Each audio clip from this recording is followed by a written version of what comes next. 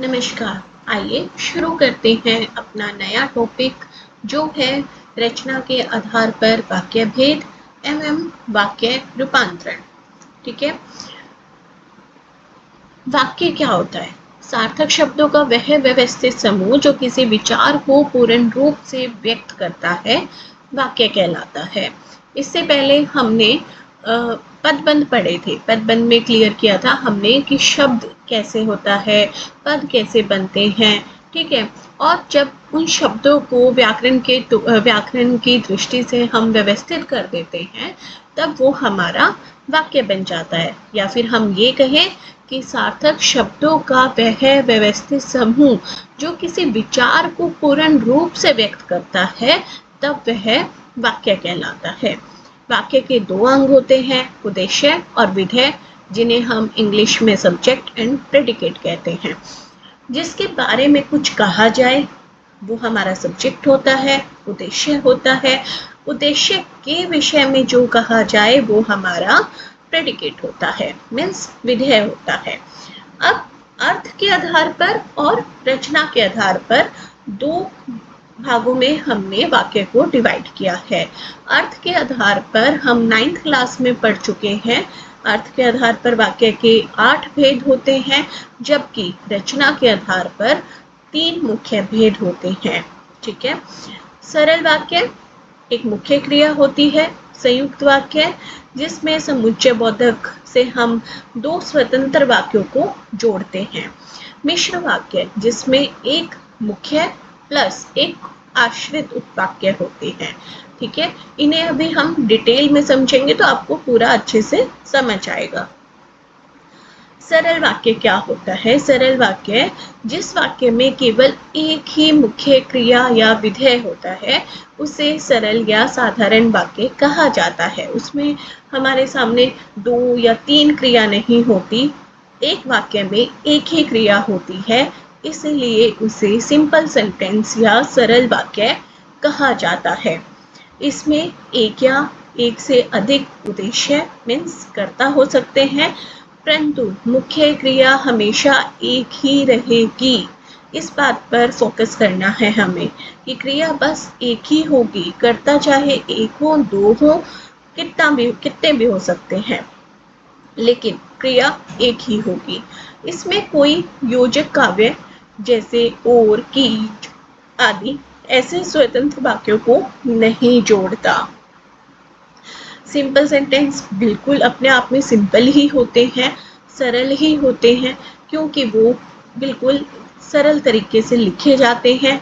उनमें बस एक ही क्रिया का प्रयोग होता है। ठीक है। उदाहरण देखते हैं। सूरज निकलते ही अंधेरा दूर हो गया। ठीक है। अंधेरा दूर हो गया, इसके नीचे अंडरलाइन की है, मीन्स एक क्रिया का प्रयोग हुआ है। बालक रो रो कर शांत हो गया, शांत हो जाना बच्चे का, ठीक है, एक क्रिया हो रही है। दंतारा की सुडोल पोशाक देखकर लोग आकर्षित होते थे। ठीक है, एक ही क्रिया हो रही है। परिश्रमी छात्र परीक्षा में सफलता प्राप्त करते हैं, एक ही क्रिया हो रही है। मीन्स सरल वाक्य वो होते हैं जहां पर वाक्य में केवल एक क्रिया का प्रयोग हुआ होता है। कर्ता एक से अधिक हो सकते हैं, लेकिन क्रिया एक ही होती है। ठीक है, समझ आया? अब है संयुक्त वाक्य। संयुक्त, जैसे कि नाम से ही हमें स्पष्ट हो रहा है, संयुक्त मतलब जोड़ना। ठीक है, मीन्स इसमें आपके सामने 2 स्वतंत्र उपवाक्य होंगे। ऐसा नहीं कि एक वाक्य आश्रित है, एक वाक्य स्वतंत्र है, नहीं, दोनों ही वाक्य स्वतंत्र हैं, लेकिन उनको जोड़ा जा रहा है। किससे जोड़ा जा रहा है? समुच्चय बोधक शब्द से जोड़ा जा रहा है। ठीक है, आइए पढ़ते एक बार। जिस वाक्य में 2 या 2 से अधिक स्वतंत्र उपवाक्य समानाधिकरण योजकों मीन्स कनेक्टिविटी, ठीक है, द्वारा आपस में जुड़े होते हैं, या फिर हम ये कहें कि कोई ना कोई योजक शब्द होता है। योजक शब्द मीन्स जोड़ने वाला शब्द होता है जो उन 2 स्वतंत्र वाक्यों को उपवाक्यों को जोड़ेगा। ऐसा कोई एक शब्द बीच में लगा होता है।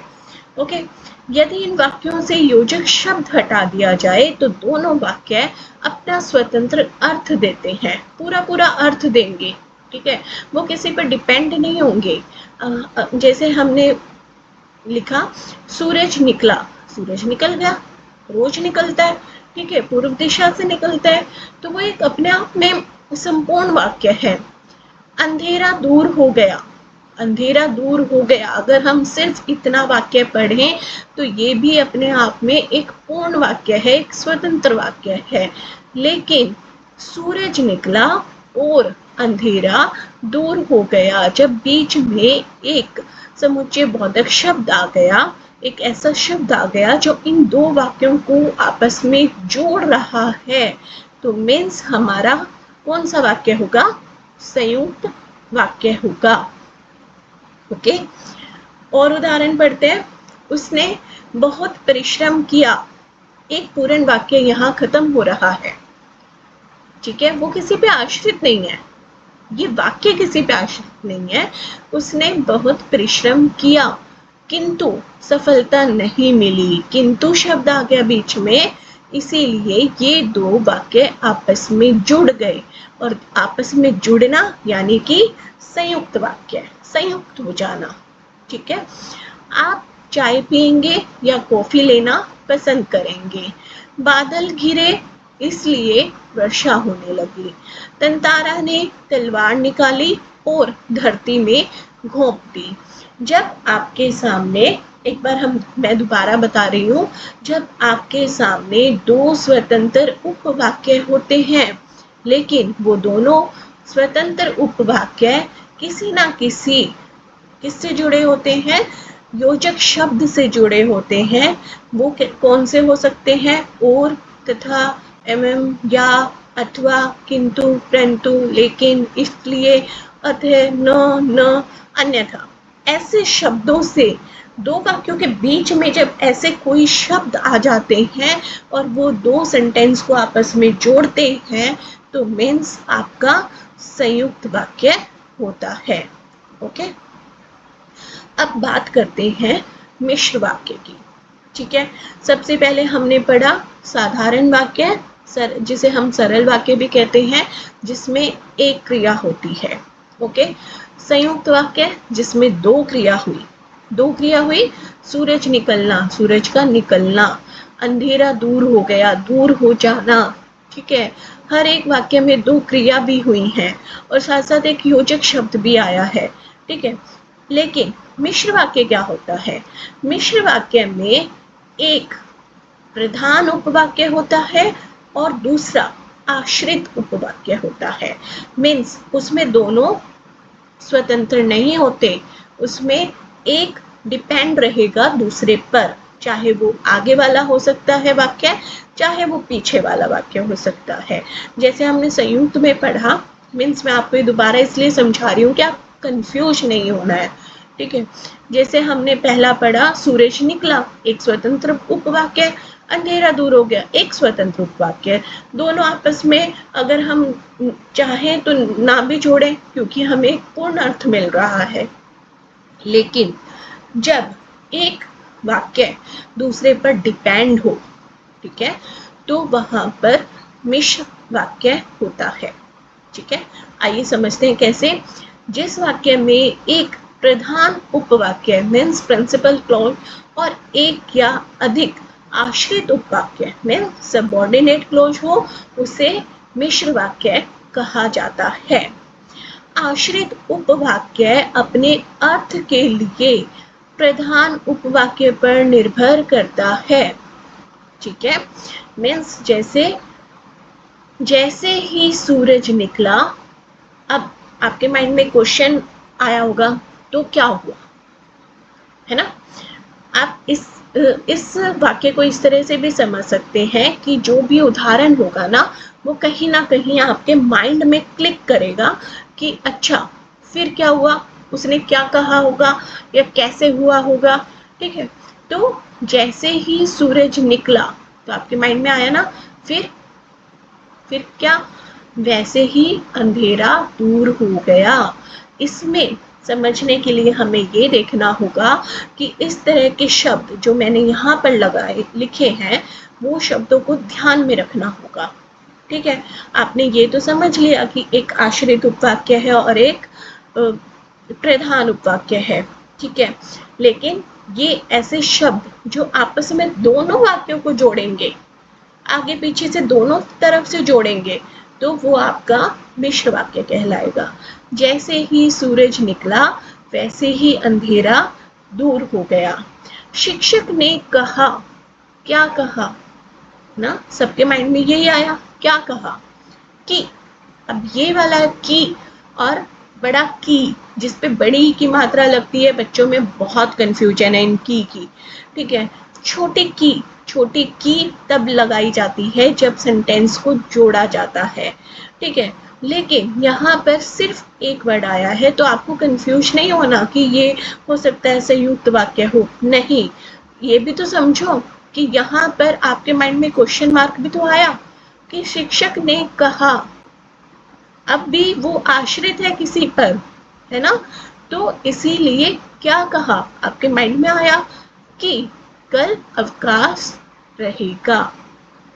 ठीक है, की को समझकर आपको संयुक्त वाक्य पर नहीं लगाना है, ठीक, क्योंकि आपको ये समझना है कि इस वाक्य में एक आश्रित उपवाक्य अभी बाकी है, वो किसी ना किसी चीज पर आश्रित है। ठीक है, शिक्षक ने कहा कि कल अवकाश रहेगा। जो छात्र परिश्रम करते हैं, फिर या तो वो सफल होंगे या उनका लक साथ नहीं देगा। ठीक है, अधिकतर बच्चे पास हो ही जाते हैं।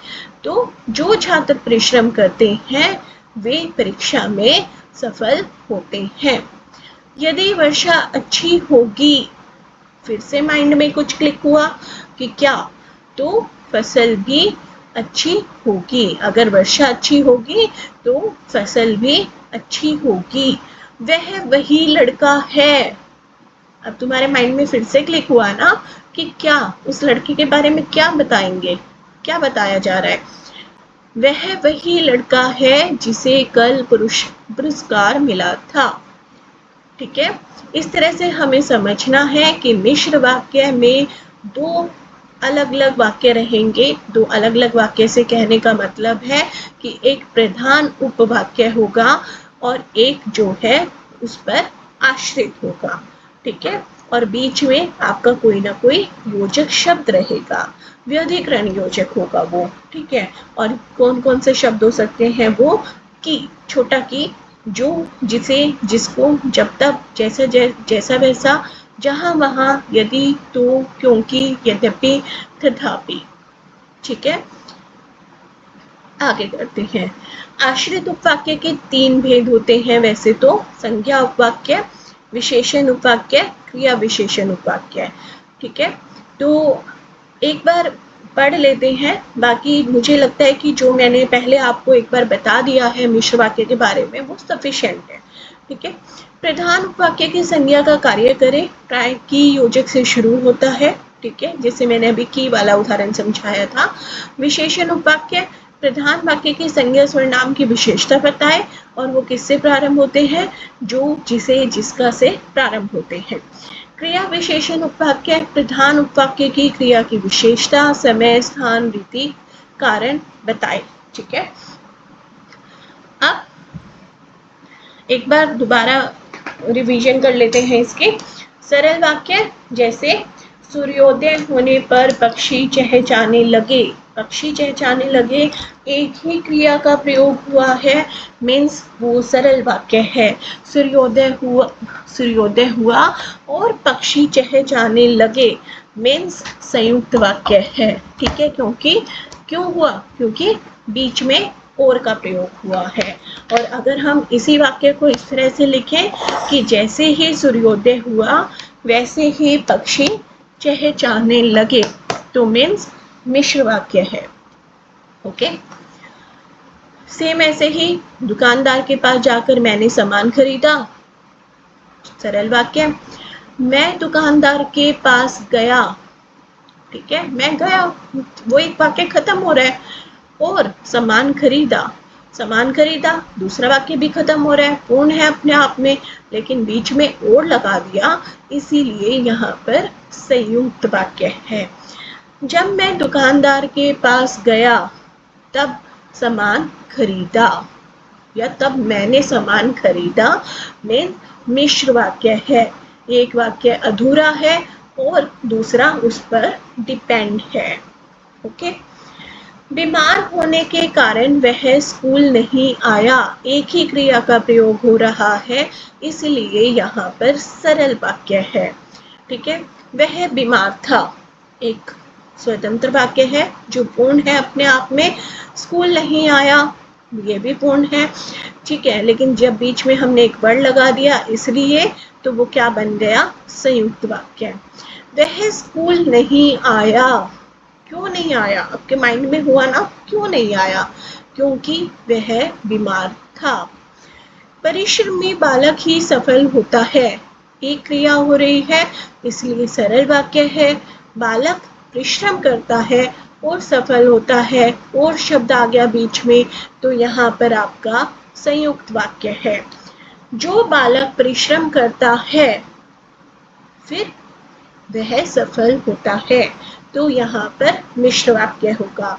संयुक्त वाक्य और मिश्र वाक्य में कंफ्यूज बिल्कुल भी नहीं होना है। ओके। अब कई बार वाक्य रूपांतरण भी होता है। ठीक है, वाक्य रूपांतरण कैसे किया जाए।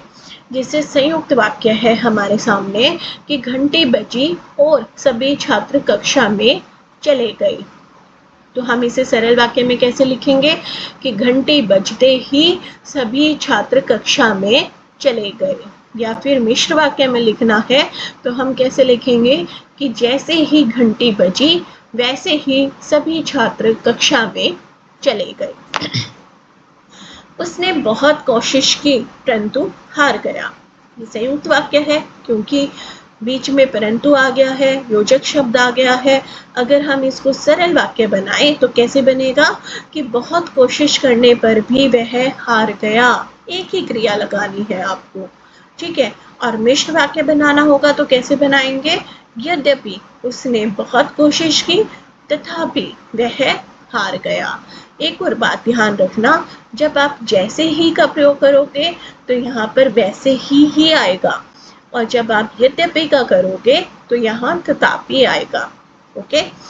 आप बैठिए तथा थोड़ा विश्राम कीजिए, और अगर हम इसको सरल वाक्य बनाएं तो कैसे होगा, आप बैठकर थोड़ा विश्राम कीजिए। यदि आप बैठेंगे तो थोड़ा विश्राम कर सकेंगे। तंतारा की तलवार चमकी और सब डर गए, और अगर हम इसे सरल वाक्य बनाएं तो कैसे बनेगा, तंतारा की तलवार चमकते ही सब डर गए। या फिर मिश्र वाक्य कैसे बनेगा, जब तंतारा की तलवार चमकी तब सब डर गए। ठीक है, अभी कोई कंफ्यूजन नहीं होगी, शायद आपको तीनों वाक्य अच्छे से समझ आ गए होंगे।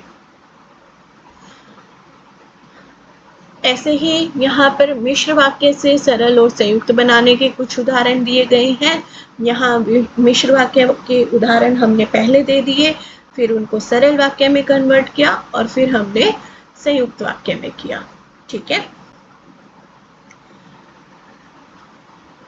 अब एक बार से इनकी फिर से रिवीजन देख लेते हैं। सरल वाक्य में एक ही मुख्य क्रिया होगी, कोई योजक नहीं जुड़ा होगा, योजक शब्द कोई भी नहीं होगा।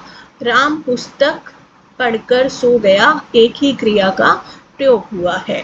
संयुक्त वाक्य में क्या होता है, दो स्वतंत्र वाक्य होते हैं, आपस में बराबर होते हैं। ठीक है, और योजक शब्द कौन कौन से प्रयोग होते हैं, और, तथा, एवं, क्या, परंतु, किंतु, इसलिए। और अगर इसका उदाहरण देखें तो राम ने पुस्तक पढ़ी और वह सो गया। मिश्र वाक्य में क्या होता है, एक प्रधान उपवाक्य होता है और दूसरा उस पर डिपेंड होता है, मीन्स एक आश्रित उपवाक्य होता है कि जो, जब तब, यदि, तो, क्योंकि, जैसे वैसे, ऐसे योजक शब्दों का प्रयोग होता है।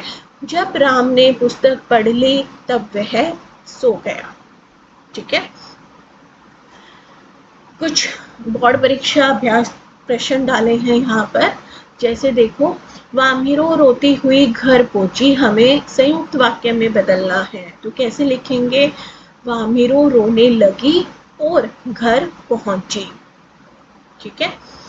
जो बोएगा वही काटेगा, हमें क्या करना है? भेद पहचानना है।